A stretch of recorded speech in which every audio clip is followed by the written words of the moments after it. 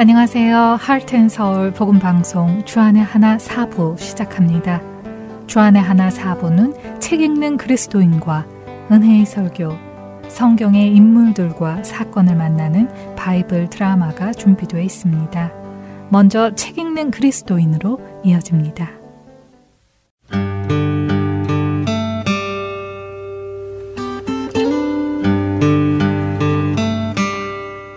여러분 안녕하세요. 그리스도인들에게 추천할 만한 신앙서적을 읽고 그 내용 속에서 생각해 볼 것들을 함께 나누는 시간인 책 읽는 그리스도인 진행의 강민정입니다. 이번 주부터 여러분과 나눌 신앙서적은 팀 켈러 목사님이 쓰신 탕부 하나님이라는 책입니다. 이 책은 예수복음의 심장부를 찾아서라는 부제도 달려 있는데요. 먼저 팀 켈러 목사님에 대해 잠시 설명을 드리겠습니다. 하나님을 말하다, 결혼을 말하다, 일과 영성, 내가 만든 신 등 수많은 베스트셀러 작가인 팀 켈러 목사님은 21세기 미국의 C.S. 루이스라고 불릴 만큼 탁월한 기독교 변증가이며 설교자셨습니다. 지난해 2023년 5월 안타깝게 췌장암으로 돌아가시기 전까지 팀 켈러 목사님은 전 세계 많은 성도들은 물론 목회자들에게까지 큰 영향을 끼쳤지요. 특히 팀 켈러 목사님은 21세기 기독교의 가장 중요한 사역이 도시선교라고 주창하시며 미국에서 종교의 가장 적대적인 도시인 뉴욕 맨하튼의 리디머 장로교회를 개척하셨는데요. 뉴욕 리디머 장로교회는 6천여 명의 성도들이 하나님을 예배하는 교회로 성장했습니다. 팀 켈러 목사님의 설교는 철저히 예수 그리스도의 복음 중심이며 따뜻하면서도 예리한 지성으로 이 시대 성도들의 마음에 많은 영향을 끼쳤습니다. 특별히 팀 켈러 목사님이 쓰신 대표작 하나님을 말하다 라는 책은 출간과 동시에 미국 전역에 반향을 일으켰고 이후로도 오랫동안 뉴욕타임즈와 아마존닷컴에서 종교 부분 베스트셀러 1위를 차지했지요. 하나님을 말하다에서는 불신의 시대에 신앙의 핵심을 되짚고 하나님을 믿는 신앙이 실제로 얼마나 타당하고 합리적인지 설명하였습니다. 무엇보다 그는 회의론자에 대해서 적대감이 아닌 사랑의 마음으로 주장을 폈으며 신사적이고 우호적인 태도로 논쟁을 했지요. 하나님의 사람 팀 켈러라는 책을 저술한 톨린 헨스는 팀 켈러 목사님을 이렇게 평가했는데요. 말씀을 읽어주는 이 시대의 설교자. 복음주의 미래를 위해 세계화, 다문화, 도시화를 준비시킨 목회자. 철저히 각주달기 원칙을 지키며 종합력, 분석력, 자신만의 변주를 더해 고유성을 지닌 사상자. 회의론자와 신학적 이견들을 존중하며 공정하게 경청하는 온화한 전도자. 그리고 하나님 앞에서 자기 한계를 인정한 겸손한 그리스도인이라고 말입니다. 팀 켈러 목사님은 그가 설립한 초교파 복음운동단체인 복음연합 TCC에 마지막으로 기고한 글에서 이렇게 말씀합니다. 부흥은 방법론이 아니라 하나님이 하셔야 한다. 물론 하나님은 주권자라고 우리는 고백하고 인정한다. 하지만 문화의 격변이나 혼란을 통해서 하나님이 행하신다는 사실을 인정하는가? 그렇다면 우리는 기억해야 한다. 부흥이 우리가 생각하는 그 모습의 부흥이 아닐지라도 하나님이 하신다면 그것이 참된 부흥이라는 사실을 말이다. 그리고 하나님이 일하시는 참된 부흥이 곳곳에서 일어나기를 소망한다. 라고요. 팀 켈러 목사님은 평생을 복음적 삶이 무엇이고 복음적 목회가 무엇인지 강조했습니다. 하나님은 확고하게 믿어도 된다라는 것에 대해 설득력 있는 논거를 문학, 철학, 대중문화를 활용하여 제시하였던 것이죠. 이 시대 수많은 사람들에게 선한 영향력을 끼친 팀 켈러 목사님. 그분이 쓰신 탕부 하나님을 나누면서 우리의 삶에도 선한 영향력이 임하기를 소망하며 책 속으로 들어가 보도록 하겠습니다. 사실 우리는 탕자 이야기는 잘 알고 있습니다.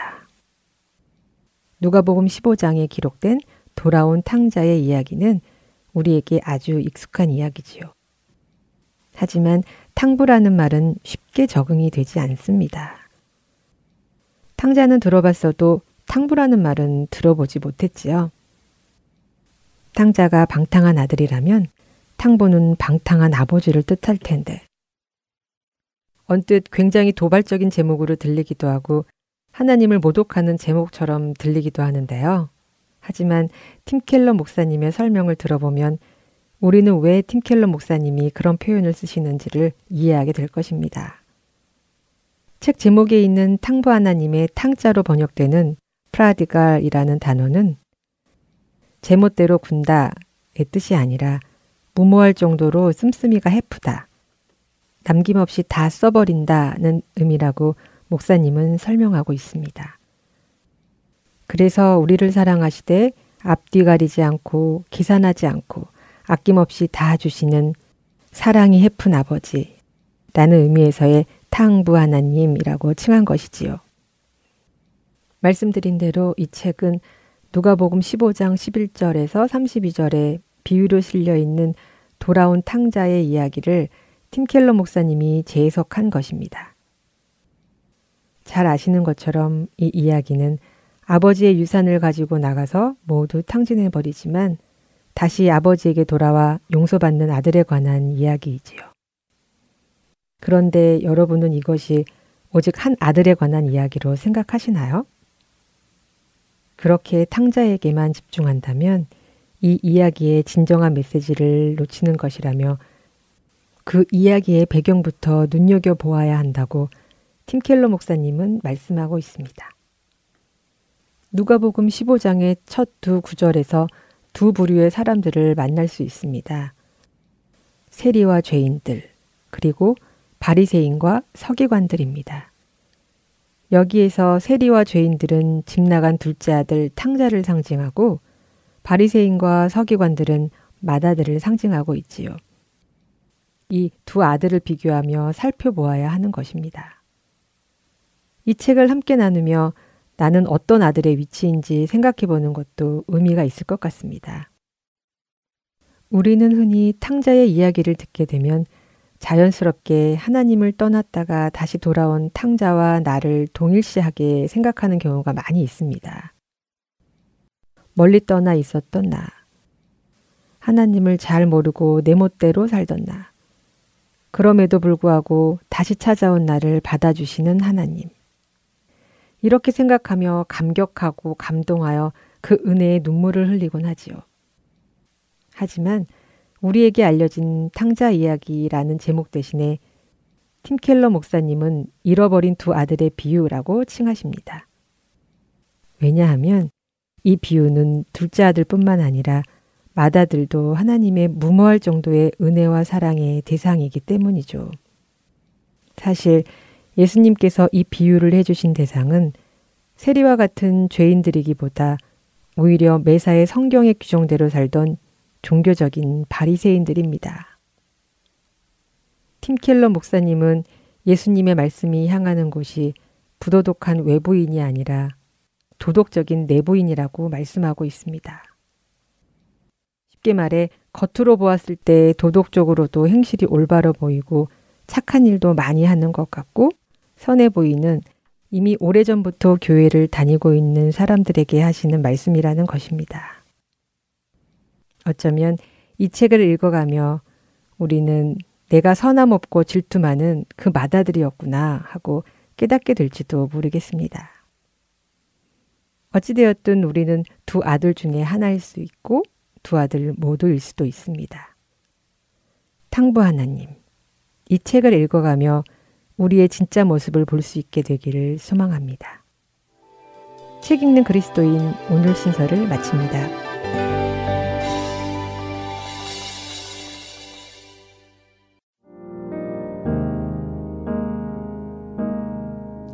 주님, 내가 주의 장막을 사모합니다. 오직 주의 임재를 갈망합니다. 갈망합니다. 주의 집에서의 하루가 다른 곳의 첫날보다 좋으니 주 사랑 안에 머물러 사랑 노래합니다.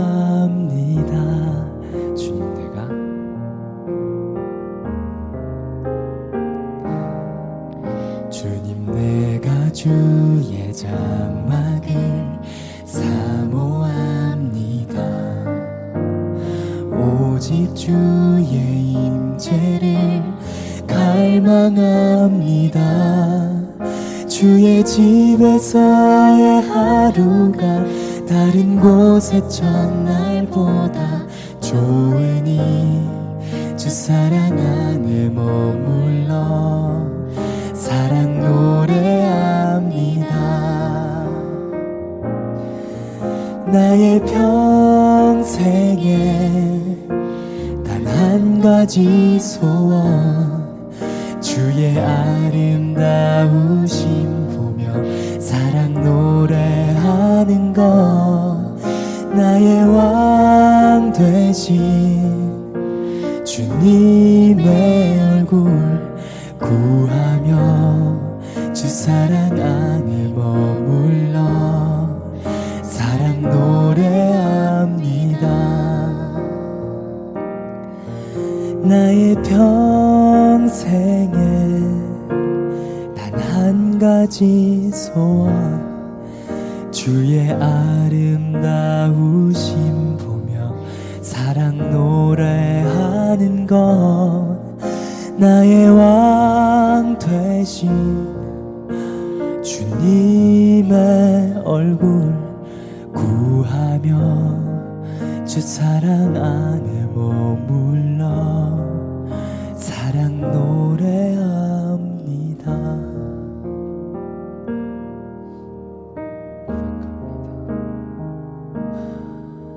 나의 평생에 단 한 가지 소원, 주의 아름다우심 보며 사랑 노래하는 것. 나의 왕 되신 주님의 얼굴 구하며 주 사랑 안에 머물러 사랑 노래합니다. 나의 평생에 단 한 가지 소원, 주의 아름다우심 보며 사랑 노래하는 것.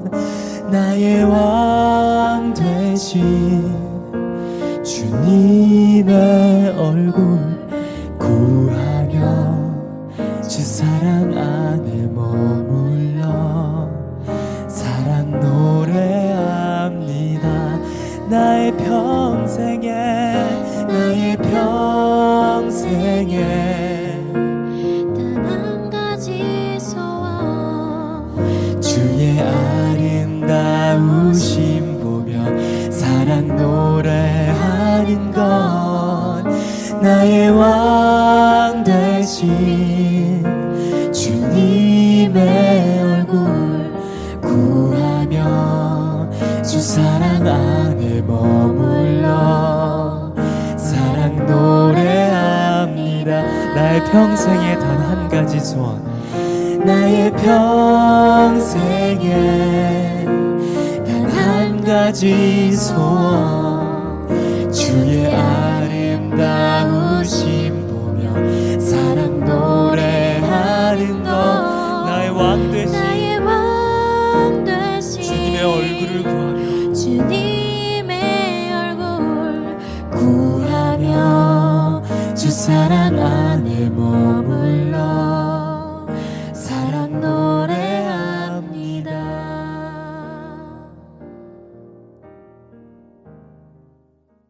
은혜의 설교로 이어집니다.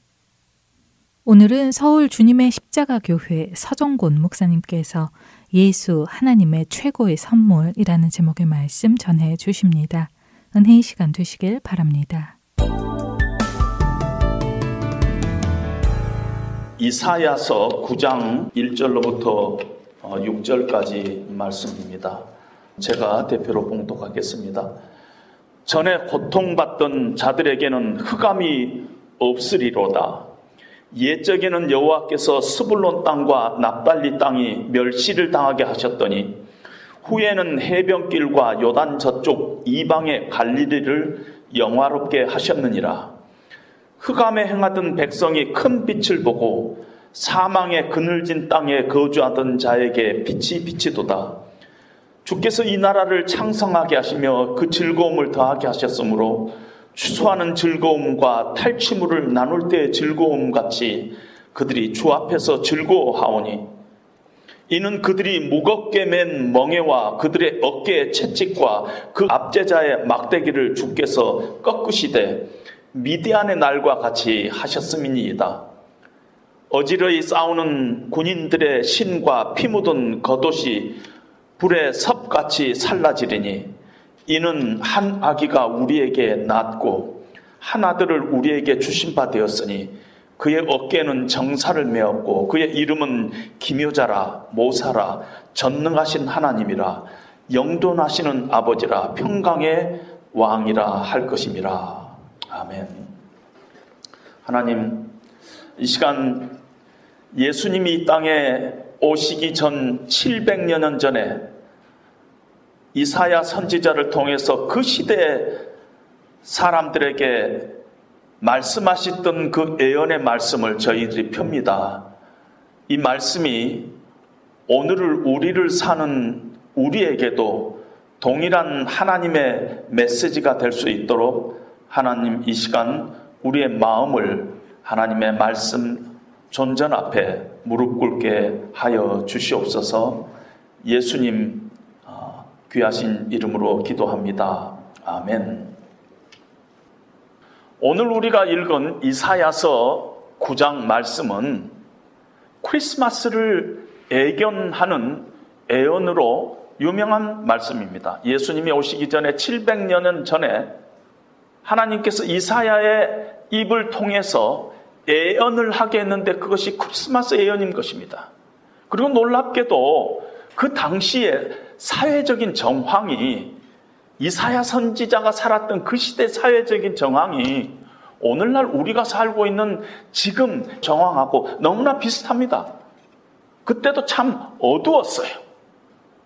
오늘 본문 9장 1절이 있기 바로 직전에 8장 22절을 보니까 땅을 굽어보아도 환난과 흑암과 고통의 흑암뿐이리니 그들이 심한 흑암 가운데로 쫓겨 들어갔다고 얘기를 하고 있습니다. 흑암이라는 단어를 3번을 쓰고 있어요. 그런데 이 흑암이라는 단어가 히브리 원문에는 다 다른 단어를 쓰고 있습니다. 당시 이스라엘 백성들이 삼중의 흑암을 겪고 있었다는 얘기죠. 짐작컨대 소망이라는 것은 전혀 보이지 않는 현실이었음을, 그 당시의 상황이 그렸음을 우리에게 보여주고 있습니다. 왜 이스라엘 나라에 이런 어두움, 흑암, 환난과 고통이 그들 가운데 지배하고 있었냐면 사실은 이스라엘 백성들이 하나님 앞에 범죄했습니다.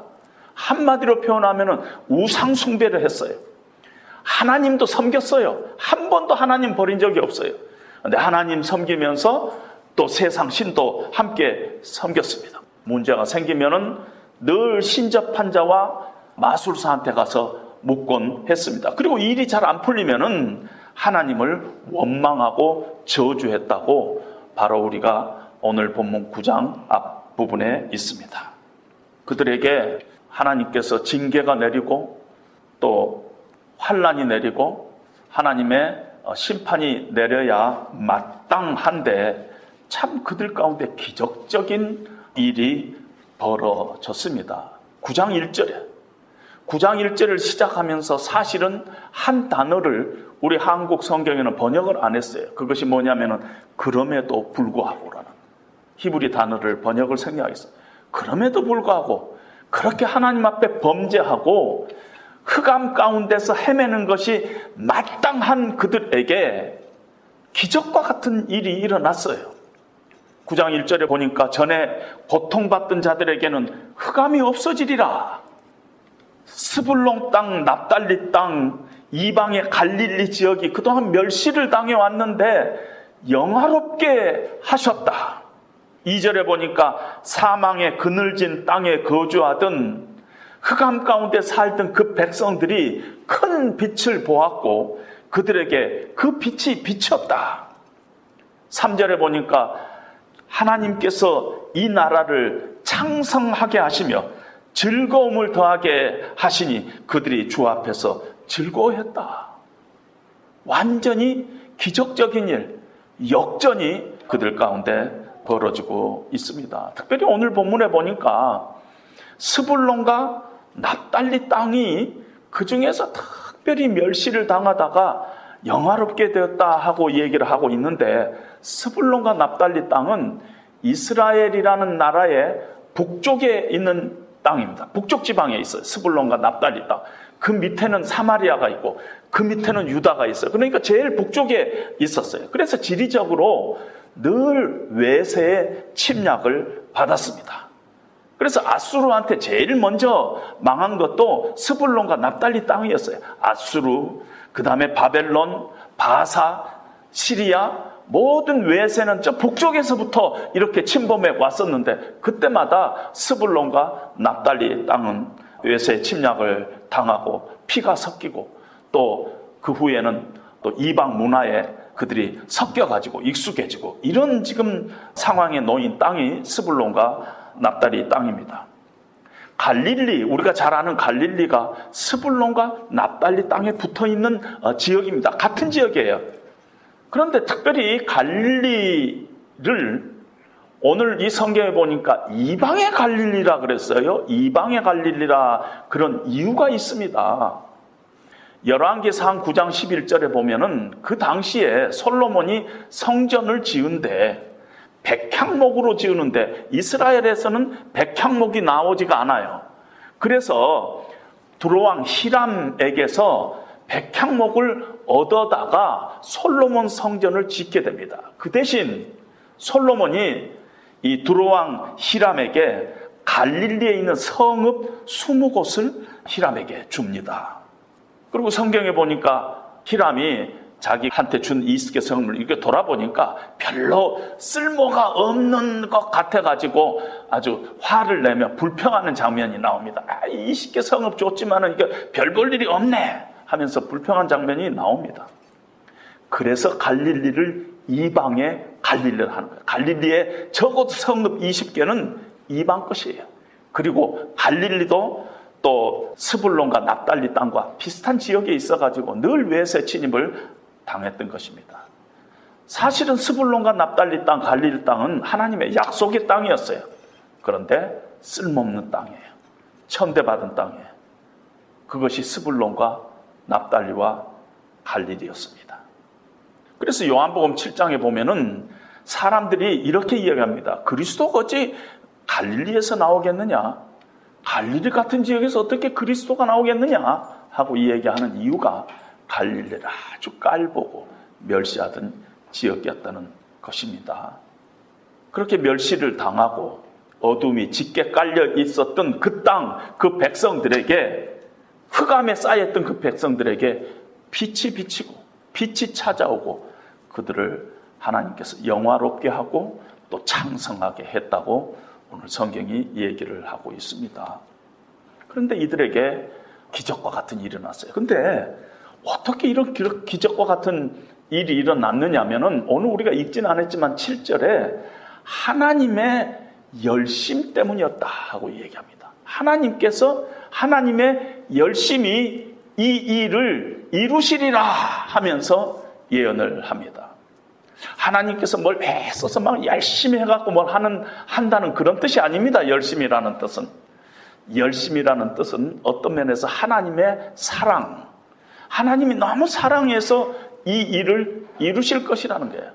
하나님이 세상을 이처럼 사랑하사 독생자를 주신 것 같이 하나님의 그 사랑 때문에 이 일이 반드시 일어날 것이다 하고 이사야를 통해서 예언을 합니다.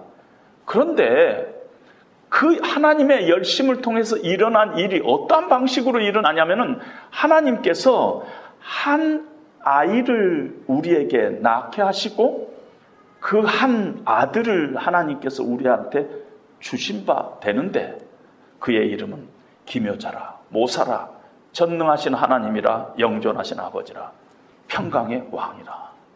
기묘자라, 영어 성경은 원더풀 모사라 카운셀러 하면서 한 단어로 이렇게 기묘한 이런 형용사로 그냥 써버리고 있지만은 학자들 간에는 기묘자라, 모사라 이것을 따로따로 띄어서 설명을 합니다. 원더다.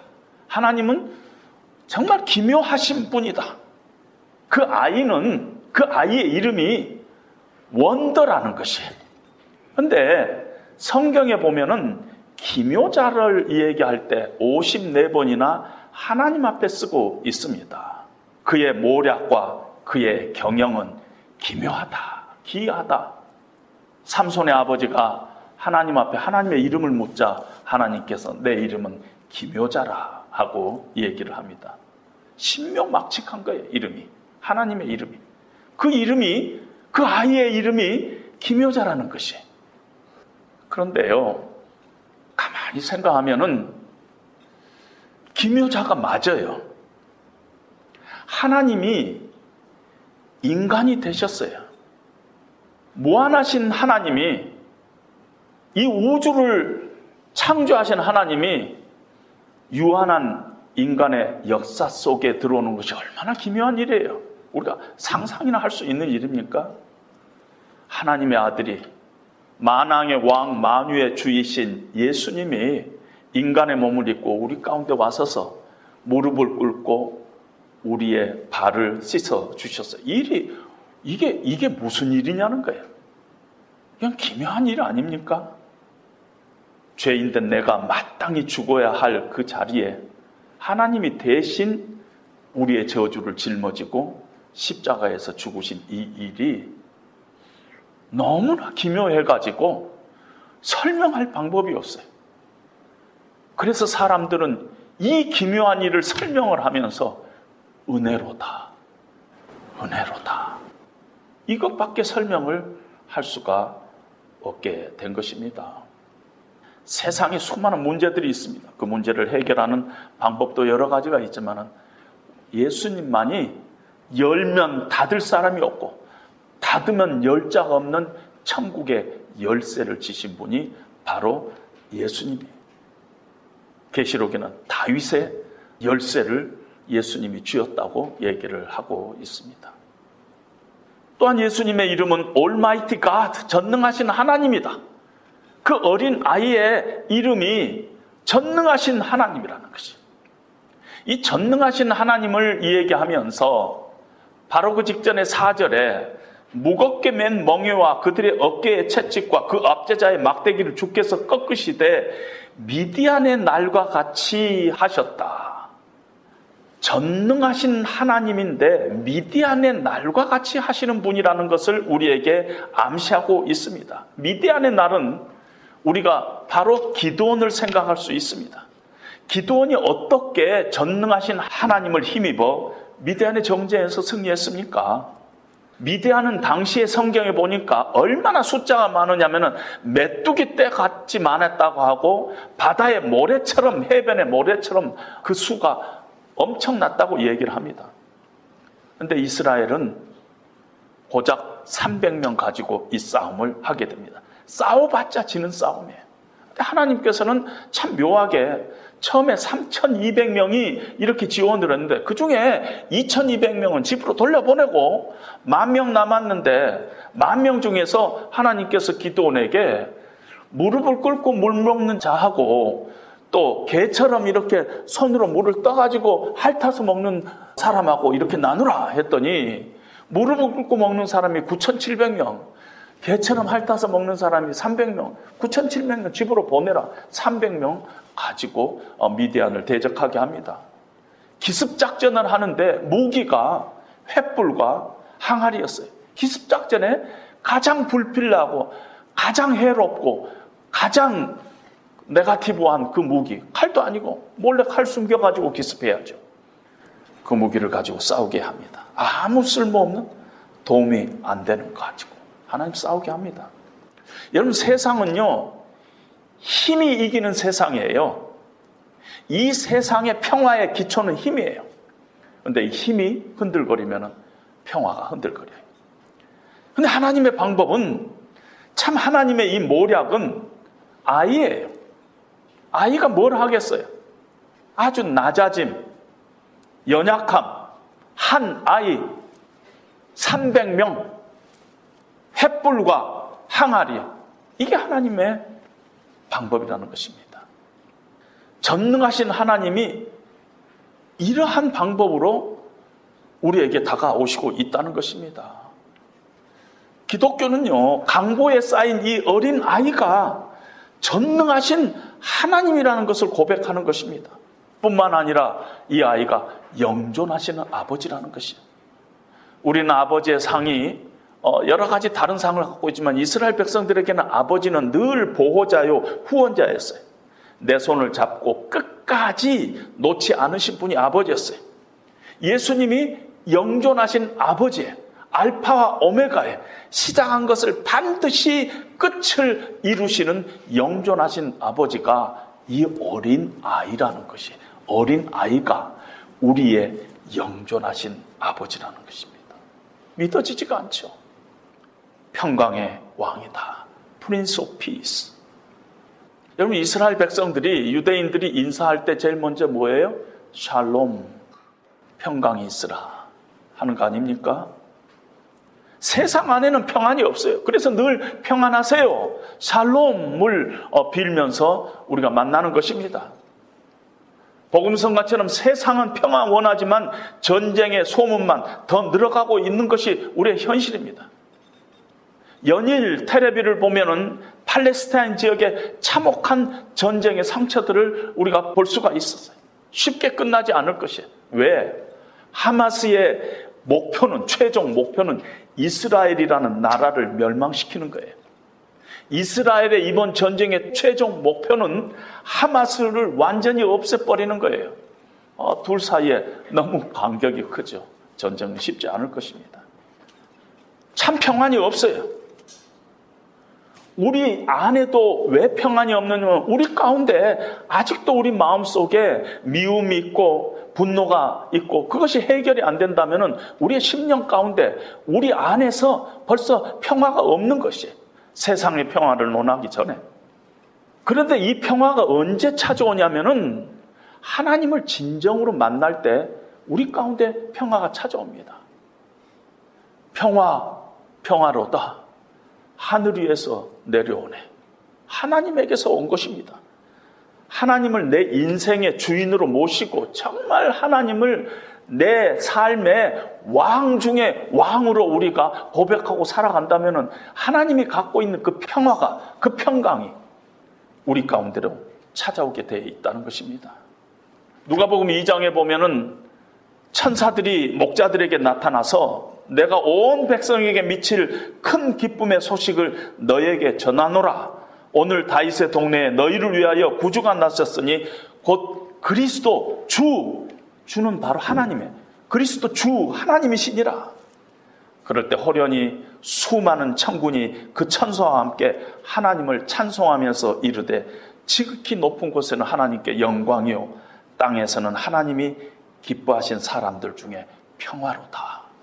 예수님 평화의 왕으로 우리 가운데 왔음을 우리에게 보여주고 있습니다. 예수 그리스도가 평강의 왕으로 우리 가운데 오셨습니다. 예수님의 이 5가지 이름 중에서 나에게 무엇이 가장 다가오고 있어요? 우리는 만약에 우리가 예수 그리스도의 이 5가지 이름을 늘 우리 심령 속에서 고백하고 그 이름을 우리가 가지고 우리의 삶 가운데서 우리의 삶에 적용해서 살고 있다면 그 사람은 분명히 크리스찬일 것입니다. 크리스찬이냐 아니냐는 바로 이 5가지 고백을 우리가 예수님께 돌릴 수 있느냐. 그는 기묘자요, 모사요, 전능하신 하나님이요, 영존하신 아버지요, 평강의 왕이라는 것을 우리가 만약 고백한다면 우리는 크리스찬이고, 만약에 그 고백을 가지고 우리의 삶 가운데서 고민하고 우리가 살아가고 있다면 우리는 진정한 크리스찬의 모습을 가지고 있는 사람이다, 그렇게 얘기할 수 있을 것입니다. 예수님이 오시기 전 700여 년 전에 이 성탄의 예언의 말씀을 듣고 이사야는 기쁨의 노래를 불렀어요. 그리고 그 예언이 700년 후에 이 예언으로 성취가 됐습니다. 마태복음 4장 13절에 보면은 예수께서 나사렛을 떠나 스불론과 납달리 지경 해변에 있는 가버나움에 가서 사시니 이는 선지자 이사야를 통해서 하신 말씀을 이루려 하심이라. 일러서되 4장 15절에 스불론 땅과 납달리 땅과 이방의 갈릴리여, 흑암에 앉은 백성이 큰 빛을 보았고 사망의 땅과 그늘에 앉은 자들에게 빛이 비쳤도다. 이 예언이 임하는 것입니다. 이때부터 예수께서 비로소 전파하니 회개하라, 천국이 가까웠다. 그래서 예수님의 천국 복음을 제일 먼저 들은 지역이 납달리하고 스불론 지역이었습니다. 처음으로 하나님의 은혜, 복음의 빛을 그들에게 비쳤다는 것입니다.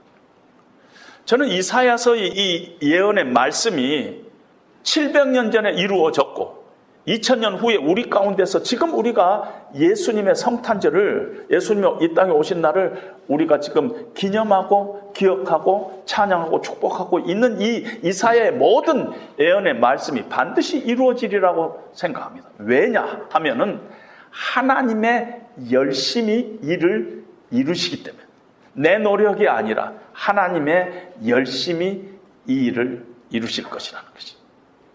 도저히 상상할 수 없지만은 하나님의 때 이스라엘과 팔레스타인이 한 하나님을 찬송할 때가 오리라고 저는 믿습니다. 왜냐면은, 그리고 그 전쟁이 그칠 거예요. 이사야서 2장 4절에 보면은 이 나라와 저 나라가 다시는 칼을 들고 서로 치지 아니하며 다시는 전쟁을 연습하지 아니하리라. 다시는 전쟁을 연습조차 안 하는 날이 올 거라는 것이에요. 뿐만 아니라 놀라운 하나님의 예언의 말씀이 이사야서 19장 18절로부터 25절에 있는데 여러분들이 아마 집에 가서 다시 한번 읽어보세요. 저는 이 말씀을 읽고 나서 정말 성경은 특별한 책이다 하는 생각을 늘 갖게 됩니다. 그날에 그 당시에 애굽, 그 당시에 이스라엘 나라가 어떤 정황이냐면은 지금 이스라엘과 하마스하고 관계가 이스라엘과 애굽과의 관계고 이스라엘과 아수르하고 관계, 맨날 침략해서 괴롭히고 완전히 죽이고 하는 거 아닙니까? 옛날 고대 전쟁은요 쉽지가 않았어요. 뭐 사람 봐주지 않았어요. 그냥 자르는 거예요, 자르는 거. 우리나라도 고려시대 때 이렇게 전쟁하는 거 보면 그냥 적의 장수를 자르잖아요. 그렇게 처참한 그런 전쟁에서 서로 원수도 이만저만 원수가 아닌데 하나님께서 이사야의 입술을 통해서 예언하는데 그날에 애굽 땅에 가나안 방언을 말하며, 애굽 땅이 가나안 방언을 말하며 만군의 여호와를 가리켜 맹세하는 5 성읍이 있을 것이라. 그날에 애굽 중앙에는 여호와를 위하여 제단이 있겠고 그 변경에는 여호와를 위하여 기둥이 있을 것이요 교회가 생길 것이라는 것입니다. 그날에 애굽에서 아수르로 통하는 대로가 있어 아수르 사람이 애굽으로 가겠고 애굽 사람은 아수르로 갈 것이며 애굽 사람이 아수르 사람과 함께 경배하리라. 그날에 이스라엘이 애굽 및 아수르와 더불어 셋이 세계 중에 복이 되리니 이는 만군의 여호와께서 복주시며 이르시되 내 백성 애굽이여, 내 손으로 지은 아수르여, 나의 기업 이스라엘이여, 복이 있을지어다. 이게 상상이나 할 수 있어요? 당시 정황으로 보면 철천지 원수에 어떻게 하나님께서 애굽을 향해서 내 백성 애굽이여, 아수르를 향해서 내 손으로 지은 아수르여, 하나님이 어떻게 그럴 수가 있나? 하나님 미친 거 아니야? 이런 일들을 이사야 선지자의 입술을 통해서 예언을 하십니다. 그리고 그 일이 저는 반드시 이루어질 것이라고 믿습니다. 왜? 하나님이 세상을 이처럼 사랑하사 독생자를 주셨습니다. 예수 그리스도 안에서 반드시 이 일이 일어날 것이라는 것입니다. 이사야 선지자가 살던 시대와 같은 시대를 살아가고 있는 우리는 이런 정황에서 우리는 남은 인생을 어떻게 살 것인가? 우리가 한번 좀 우리 자신을 이 해가 가기 전에 한번 돌아봐야 할 것입니다. 최근에 어디에서 이렇게 읽다 보니까 연말이 되면은 가장 좋아하는 귀절이 있대요. 그것이 볼란서 작가 마르셀 프루스트가 지은 자서전에 나온 이 얘기예요. 마르셀 프루스트는 잃어버린 시간을 찾아서라는 유명한 책을 쓴 사람이죠. 그분이 이런 말을 했는데 여행자들 간에는 바이블과 같은 말이래요. 진정으로 무엇을 찾고자 하는 여행은 새로운 풍경을 보는 것이 아니라 새로운 눈을 가지는 것이다. 이게 프루스트가 한 얘기예요. 진정으로 무엇인가를 찾고자 하는 그런 여행은 가서 새로운 것을 보는 것이 아니라 새로운 눈을 가지는 것이다. 저는 이 새로운 눈이 뭘까 하면서 이것이 바로 우리 크리스찬에는 믿음의 눈이다, 이런 생각을 하게 됐습니다. 고린도후서 5장 7절에 보면은 말세를 사는 우리가 이미와 아직 사이에서 살아가고 있는 우리에게 우리가 어떻게 살아야 하느냐? We live by faith, not by sight. 우리는 눈에 보이는 것으로 사는 것이 아니라 우리는 이제 믿음으로 사는 것이다 하고 이 얘기를 하고 있습니다. 믿음으로 사는 것은 예수 그리스도를 통해서 사는 것이다, 이렇게 이야기할 수가 있을 것입니다. 성탄절에 우리는 다시 한번 우리의 눈을 예수님께 돌리고 우리가 살아가고 있는 모든 정황, 우리가 만나는 이 세상의 여러 가지 문제들, 역사를 어떤 식으로 다시 우리가 해석을 해야 되느냐면은 예수 그리스도를 통해서 그 역사를 바라봐야 된다는 것이에요. 예수 그리스도를 통해서 내 인생을 다시 바라봐야 되고, 예수 그리스도 통해서 세상을 바라봐야 되고, 예수 그리스도를 통해서 오늘을 사는 내 일생을 다시 바라봐야 한다는 것이죠. 예수 그리스도라면은 이때 어떨까 할까? 예수님이라면 무엇을 기뻐하실까? 나의 삶 가운데 예수님의 이름이 실제 적용되고 있는가? 우리가 늘 그런 생각을 가져야 된다는 것입니다. 만약에 예수님이 하나님께서 우리에게 주신 최고의 선물이라는 것을 우리가 자신 있게 고백할 수만 있다면 그만큼 우리의 삶은 달라지고 행복해질 것입니다. 그분이 나의 기묘자요, 모사요, 전능하신 하나님이요, 영존하신 아버지요, 평강의 왕이라는 것을 늘 내 삶 속에서 고백할 뿐만 아니라 그 예수님의 이름이 내 삶에서 늘 적용되고 또 내가 그 적용된 것을 누리고 살 수만 있다면은 매일매일이 크리스마스에 1월에도 크리스마스가 있고 2월에도 크리스마스가 있고 3월에도 크리스마스가 있어요. 우리는 그 크리스마스를 1월에 우리가 오히려 더 그 크리스마스를 누리고 우리의 삶 가운데 적용해야 될 것입니다. 그냥 크리스마스가 어떤 행사가 아니라는 것입니다. 늘 1월 달에도 2월 달에도 예수님은 하나님이 우리에게 주시는 최고의 선물이다. 그의 이름은 기묘자라, 모사라, 전능하신 아버지라, 전능하신 하나님이라, 영존하신 아버지라, 평강의 왕이라. 우리가 그것을 늘 고백하면서 누리고 살기를 바랍니다. 예수님이 이 땅에 태어난 것은 죽기 위해서 오셨어요. 죽기 위해서 오셨어요.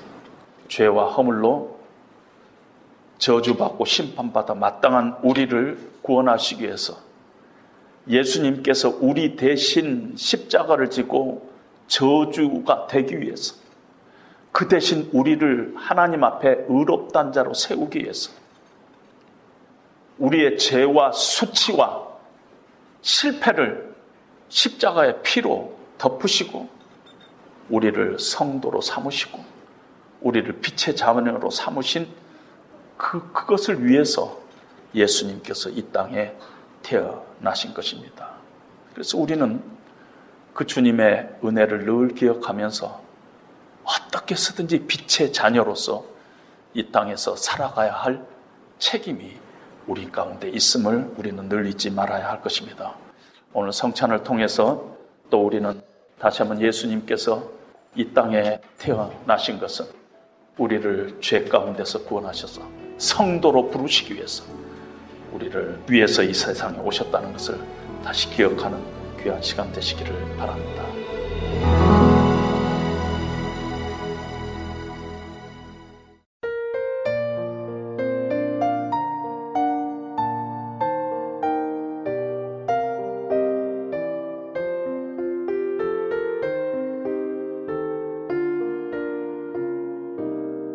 유대 땅 언덕에 목동이 서 있네. 소망이 사라진 곳에 향해 이때에 구세주 탄생하셨다는 천사의 소리 들려왔네.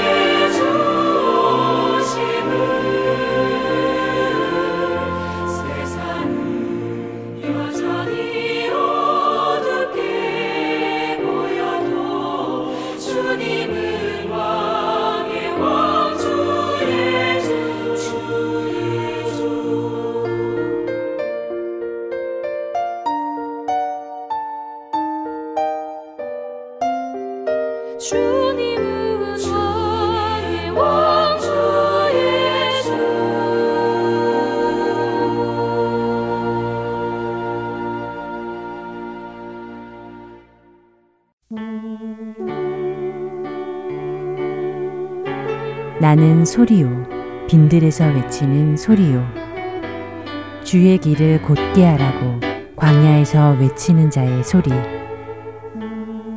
할텐서울 복음선교회에서는 복음 사역에 함께 동참하실 분을 찾습니다. 봉사로, 기도로, 후원으로 예수님을 전하고 생명을 구하는 일에 동참하실 분들은 전화번호 602-866-8999로 연락 주시기 바랍니다. 나는 소리여 빈들에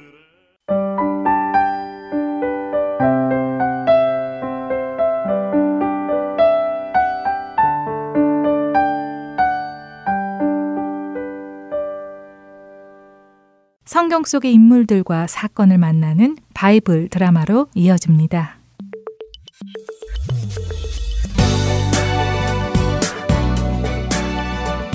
시청자 여러분 안녕하세요. 바이블 드라마 열왕기편 진행의 박은규입니다. 르호보암을 대신하여 왕이 되었던 아비야. 그는 왕이 된 지 3년 만에 죽음을 맞습니다. 불과 3년이라는 시간 동안 유다를 다스리고 삶을 마친 것이었죠. 그렇게 아비암이 허무하게 죽자 그의 아들 아사가 이번에는 왕이 됩니다. 북이스라엘은 아직도 첫 번째 왕인 여로보암이 다스리고 있었지만 남유다는 벌써 세 번째 왕이 세워진 것입니다. 하지만 이번에 아사 왕은 아버지 아비암이나 할아버지 르호보암과는 달랐습니다. 그는 다윗처럼 하나님을 찾는 왕이었지요. 우리 이스라엘의 하나님, 저희들을 불쌍히 여겨 주시옵소서. 저의 아버지와 할아버지가 하나님을 떠나 다른 신들을 섬겼고 백성들에게도 그렇게 하게 하였습니다. 하나님, 이 죄를 용서하시고 우리들이 하나님 앞에 다시 돌아와 하나님만을 섬기며 살아가기를 원하나이다. 우리를 도우시옵소서. 자신의 조상들의 우상숭배를 회개한 아사왕은 유대의 땅 곳곳에 있는 우상들을 무너뜨리기 시작합니다. 백성들은 내 말을 들으라. 우리는 거룩하신 하나님의 택하심을 받은 거룩한 하나님의 백성들이다. 어찌 우리가 이 가나안 땅에 신 같지도 않은 신들을 섬길 수 있는가? 우리 조상들이 세워둔 우상들을 샅샅이 찾아 무너뜨리도록 해라.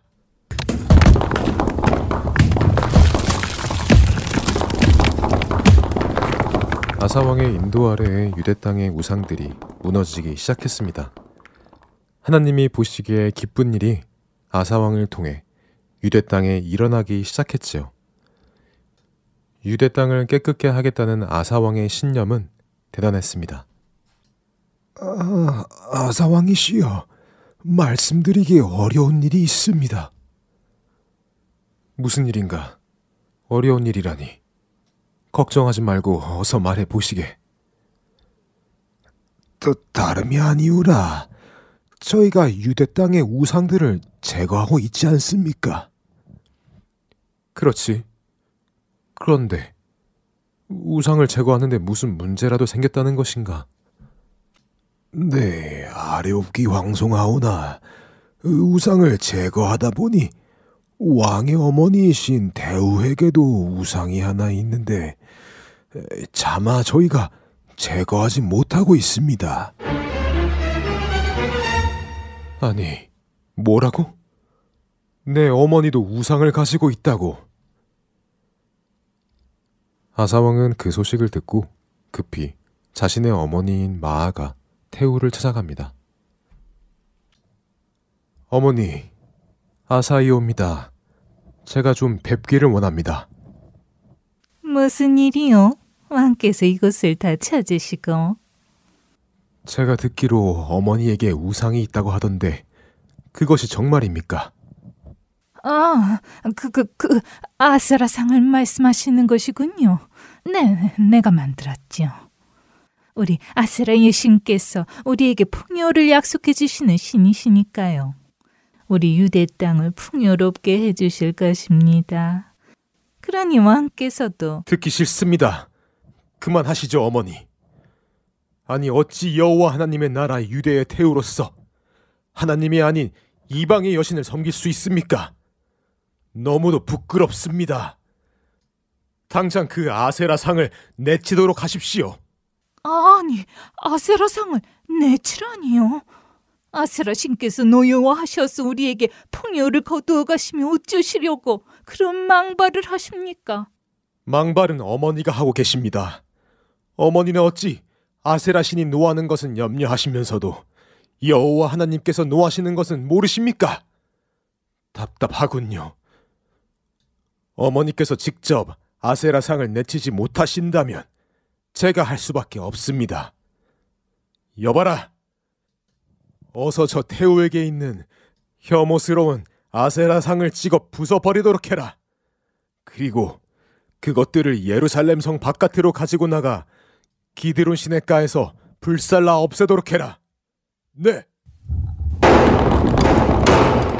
안 됩니다. 안 됩니다. 어머니는 거룩하신 하나님 나라의 태우가 되실 자격이 없으십니다. 오늘로 어머니를 태우의 자리에서 폐위하겠습니다. 여봐라. 들은 대로 태우를 태우의 자리에서 폐위하고 일반 여인으로 돌아가도록 해드려라.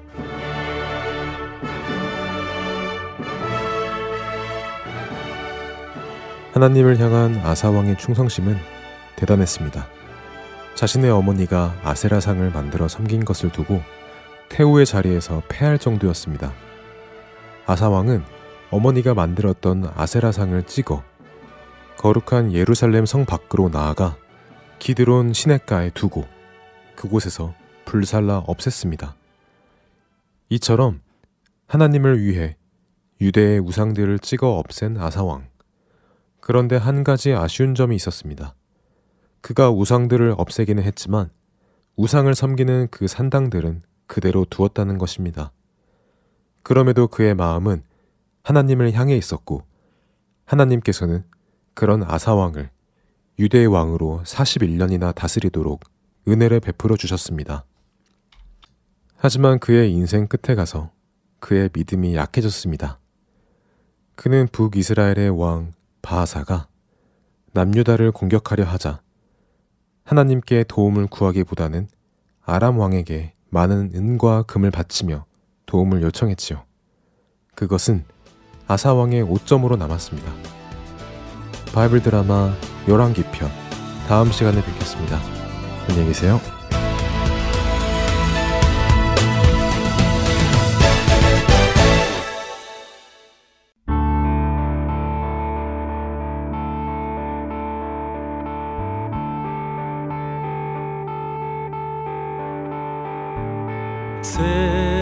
세상에 헛된 신을 버리고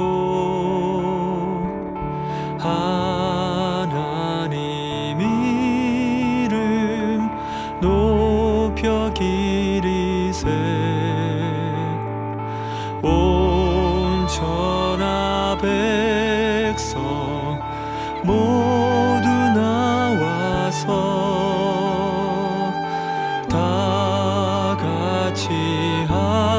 하나님만 섬기세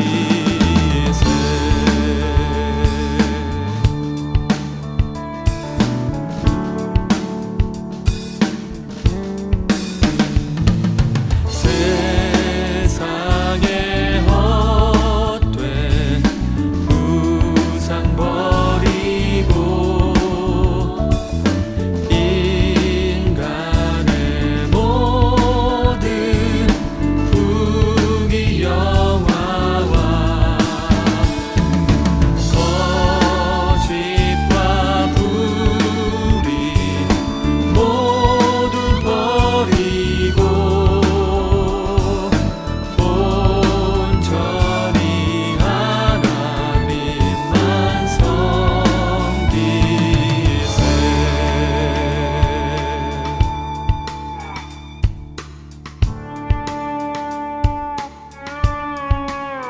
주만 경배드리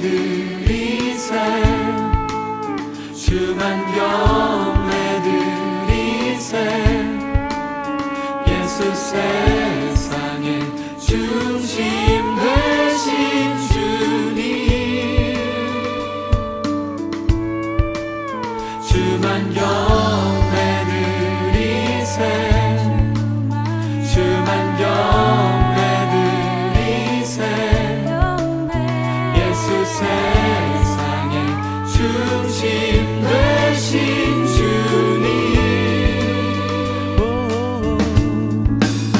주만 경배 드리세 주만 경배 드리세 예수 세상의 중심 되신 주님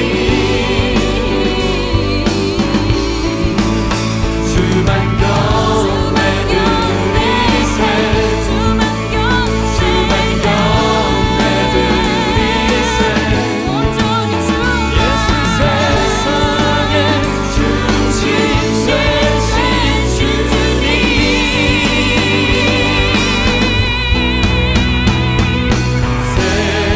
세상의 헛된 실을 버리고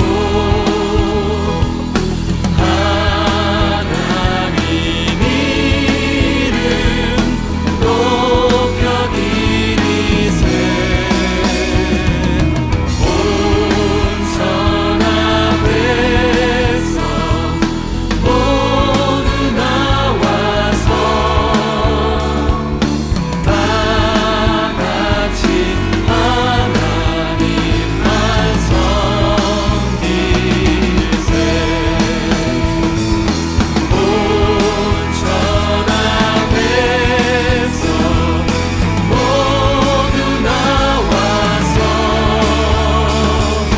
다 같이 하나님만